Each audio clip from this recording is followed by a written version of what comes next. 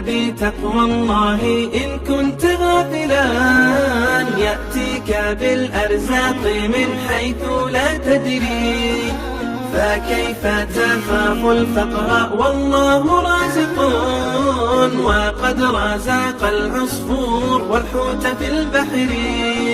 ومن ظن أن الرزق يأتي بقوة، ما أكل العصفور شيئا مع النسر. تزول عن الدنيا فإنك لا تدري، إذا جن ليل هل تعيش إلى الفجر.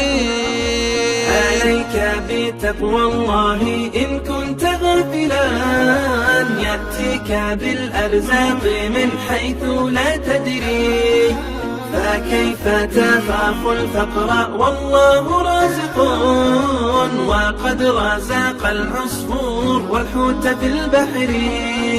فكم من صحيح مات من غير علة، وكم من سقيم عاش حينا من الدهر، وكم من فتى أمسى وأصبح ضاحكا، وقد نسجت أكفانه وهو لا يدري. عليك بتقوى الله إن كنت غافلا، يأتيك بالأرزاق من حيث لا تدري، فكيف تخاف الفقر والله رازق، وقد رزق العصفور والحوت في البحر.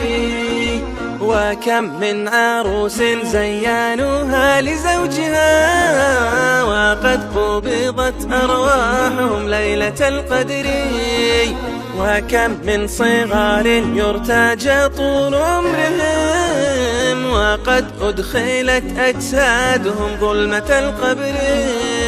عليك بتقوى الله إن كنت غافلا، يأتيك بالأرزاق من حيث لا تدري، فكيف تخاف الفقر والله رازق، وقد رزق العصفور والحوت في البحر.